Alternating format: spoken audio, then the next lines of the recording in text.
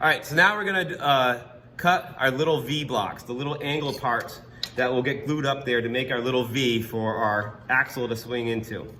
Now imagine you're holding this into your little miter box.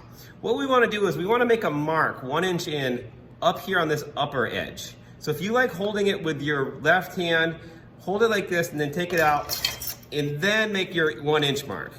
And I'll show you why that's helpful later on. If you do the mark on the bottom, it can be a little bit of a pain in the butt to line our saw up. But now that our line is all the way up here, what I can do is I can take my saw, I can put it in the 45-degree groove, and then I can slide it until that mark is right underneath my saw blade. Right when it goes underneath the saw blade is where I want it. So now I take it, I put it underneath the saw blade, right where that mark is, and I cut through it. Now a 45-degree cut is one of the more extreme angles on this little box. So I like to get it started and get it deep enough that my saw will stay nice and vertical and straight as I cut the rest of the way. But I usually don't cut the entire cut inside the miter box when I do the big angles. So I got my first little V block. And this length right here is 1 inch. The long side, the longest side is 1 inch. So what I can do now is I can line this up right here, make a mark where it lines up. So I made a little mark. This is also 1 inch from here to here. You could also use your ruler and measure, but we want both of the long sides to be 1 inch just for symmetry.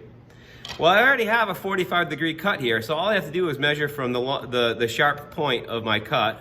In carpentry, we would call this the sharp point. This is the dull point of an angle. So we measure from the sharp point back 1 inch, get our miter saw again, put it underneath the straight 90-degree cut.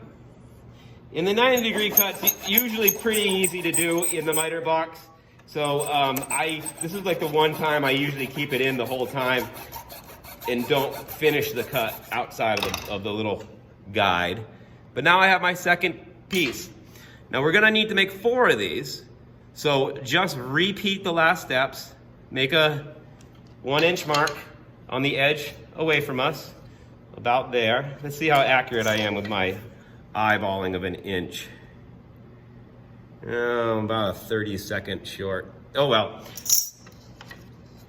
Cut my 45, measure 1 inch on the back side, and then trim it off, and you'll have another pair of V blocks. And then you go on to your next step, which is the next video, installing the V blocks on top of the A-frames.